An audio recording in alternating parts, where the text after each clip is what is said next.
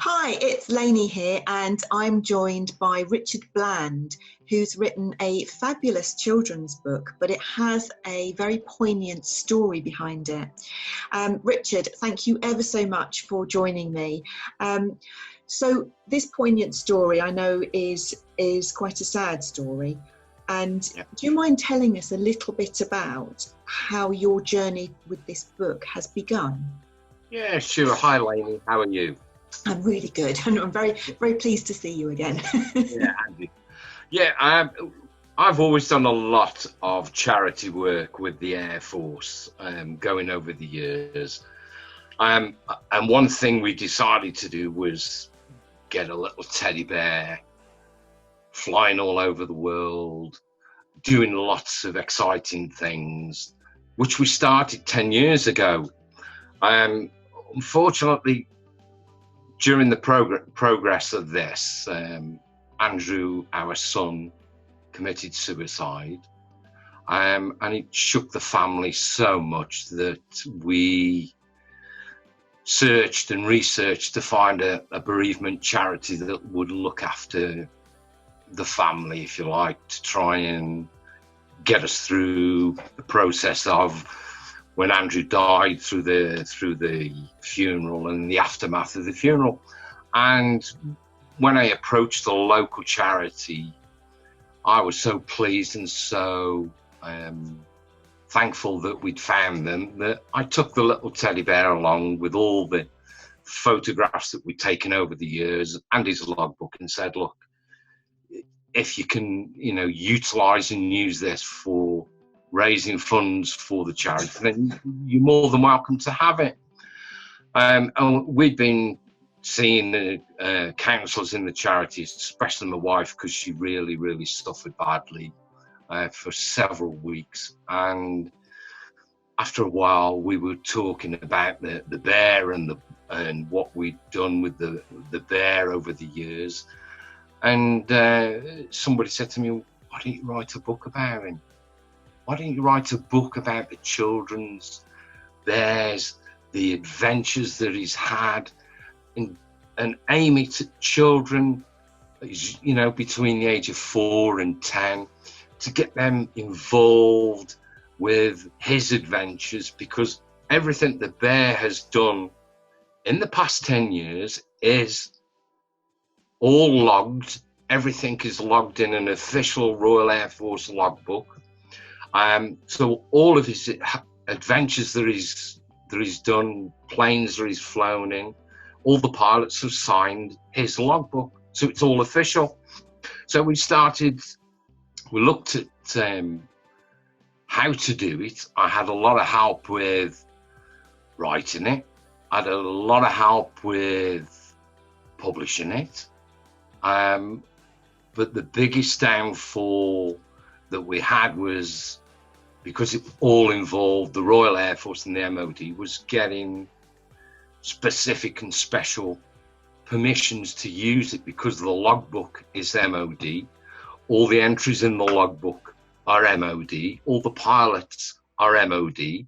So I was told I had to get an intellectual property license from the MOD. And I was told I would never, ever get one. No, sounds impossible. But I was adamant. I knew what I wanted to do. We'd written the book. The first book was all about the teddy bear that had been sat in a warehouse. Nobody wanted to pick him out, but then he was picked out, and he was taken to his new home, which was RAF Valley in Anglesey, where I've been doing the charity work for 15 years now. We've done several calendars, several prints, so it just seemed an obvious choice to find the bear new home, which was RAF Valley. Eventually, it did take me 5 years to get permission to publish the book. All the illustrations, because all the illustrations are of pilots that are real people. All the permissions I've had to get from all the pilots on every single illustration, because all the illustrations are taken from photographs that we've taken of the bear during his adventures, even down to the bear having a full medical at RAF Valley to enable him to fly. So it took me 5 years, but we did it. That's incredible. And you know, just sort of going back through that story a bit, you've had a tragedy that most people don't even want to begin to imagine, let alone even put themselves there. And you've used that experience and your charity work to build this book that has now got MOD kind of sign off. I know you still work with the RAF, don't you? And you've got them all involved in it. You have published this book out widely. I mean, we met because I do a little bit of presenting on a local radio station and I interviewed you, but you went on to much better interviewers than me because you went on to Gabby Roslin and the BBC. So, you know, people are starting to really engage with you with this book and this idea. And I know we've just off air been talking about Kylie Minogue's even involved in texting and or commenting on your social media. So it's captured the imagination of a lot of people. And I think what people watching this would be really interested to know is it really aligns itself so beautifully with the ethos that we have at Achievement for All, the charity, in emotion coaching. Yes. Because we're very much of the opinion that you need to allow children to express emotions, you need to validate those emotions, and you need to allow them to explore those emotions and recognize them and then be able to self-regulate. What I absolutely loved about your book and the way that you've done this is because you're so avidly a supporter of people allowing their emotions out for obvious reasons. This is what this book does, doesn't it? It enables adults with children to start that emotion coaching process that we know is so important. Tell me a little bit, or tell us all a bit, about how does this book do that? What's in the book that allows adults to start that conversation? What I tried to do was create an adventure that the teddy bear has done, but he'd got to have a starting point. And he got to have a journey to where he belonged to somebody or a place. But on the road to going to where his new home is, which is RAF Valley, he experiences what everybody else experiences: worry, fright, not knowing where he's going, not knowing what's going to happen to him, and then the elation of being taken in and loved by somebody. That it enables parents to sit with the children to talk about it, and actually the illustrations are beautifully done, but it shows the teddy bear upset. And if you're sitting reading the book with or to your children, it lends itself to start a conversation. What do you think the bear is experiencing? How do you think he's feeling? Because he looks upset. And all we're trying to do is just to get people to start a conversation with children. Lockdown was horrendous, but it was marvelous because there's so many people that have bought the book, read the book with the children, got in touch with me and said, my children feel the same way as the teddy bear does. My children have experienced the emotions that the teddy bear has in the book, and they're talking to me about those emotions now. They wouldn't have done in the past. They wouldn't have sat and talked about worrying about not going to school, not seeing their friends, not sleeping. And the conversations have all started around the teddy bear's emotions, and that's what all I wanted to do was to get kids talking. And I think you did, didn't you? unfortunately, I can't write a book about a 31-year-old man or 31-year-old. Yeah, obviously, yeah. The teddy bear had already started the journey. And to be honest, when we did start the teddy bear off 10 years ago, it was a joke. It was meant to be something fun. Because we took him to Las Vegas. Teddy bear went to Vegas. Teddy bear went in the high roller section in Vegas. I've got the photographs. Teddy bear went to a gentleman's club in Las Vegas. But then he went to war with the guys in the Air Force.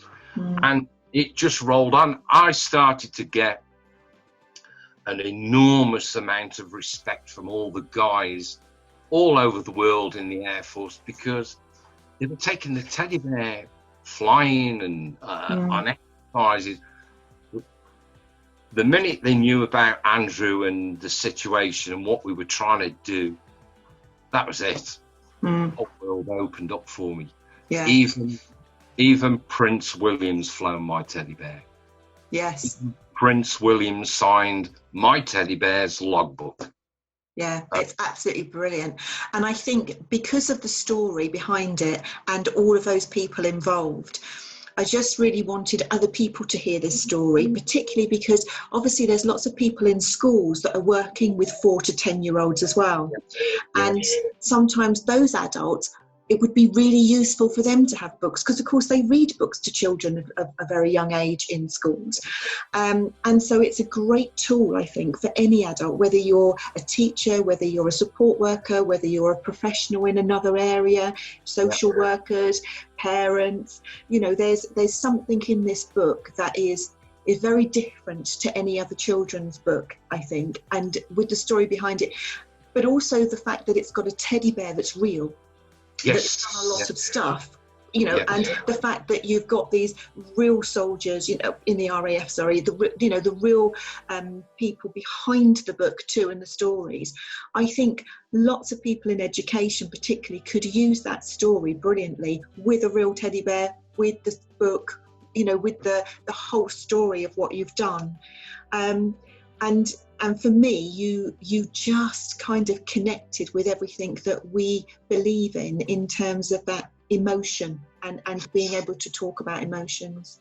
Well, what it also does as well, what I found since putting it out on social media as much as we have done, it gets adults talking. Yeah, I was going to say that actually. Lots of adults have been talking about it, haven't they? And I think, you know, there's lots of people who are in the forces, and we know that they do suffer with mental health, you know, and a lot of people do have struggles that are in the forces. But you've got even those men talking about it. Do you know what I mean? It's an incredible book, and an incredible story. There's a lot of a lot of guys that I know, frontline fast jet pilots, that have got in touch with me and said, I could start talking now. You've made me think about the situation that I'm in, and your book has got me talking to my children, and my children are telling me about their feelings. But I'm opening up about my feelings. Yeah, and I think that's the double part of it, isn't it? The minute you get an adult talking to a child about their feelings, they can't help but be involved in their feelings, can they? Yeah, well, we're human. If mum and dad are sitting there, or mum's sitting there reading all about the teddy bear. Yay, hold the book up. and dad overhears it and says, well, what are you talking about? Oh, young Johnny said, you know, I'm ever so worried about COVID, and I'm worried about not seeing my friends at school, and it will get mum and dad talking. Yeah. So go on, hold your book up again. Let's have a look at it so we can show people what it looks like. There we go. You can have a little flick through. This is, one of the illustrations that I absolutely love. I had no control over this illustration, but I think it's just beautiful. Yeah. Yes, I can. Yeah. His expression. His expression. Yeah. Yeah. He's worried. And it's great, isn't it? Because you can really talk about why he would be worried and the fact that it would be very normal to be worried in those circumstances. Yeah. And, you know, we can see behind you, you know, you've got your aircraft there, but we can see behind all the teddy bears that you've been using. And I know that, you know, when we've talked before, it's just a whole kind of, it's not just the book, is it? It's the whole story behind the book as well. It is, and all the teddy bears, what we're trying to do now is encourage. We've got schools involved, we've got schools locally in Staffordshire, we've got schools locally in Anglesey. We're getting children talking. Yeah. All over the place. The teddy bears that I've got now, I've got First Nurseries teddy bear, Mr. Harvey. I've got Aspire Housing's teddy bear, Maverick. They've taken the idea on board and they're running with it as well. But I've got Bentley Motorsports teddy bear. They love the idea. We're just promoting kids walking. Right, so Richard, if any of the schools and any of the people watching this are interested in finding out more, I'll put your details obviously with this video, but you know, are you doing any kind of public speaking, or are you doing any kind of Zoom chats with people, or can they contact you? Yeah, I would happily do anything. Before lockdown, we were lucky enough to do 3 RAF Association Kids Zone nurseries. We took along the Bear Force. A dozen teddy bears really brings out the best in kids in a nursery. We sat with the books, talked about what we were doing, and the kids loved it. But that was the week before lockdown. I'll happily go anywhere and do anything for anybody.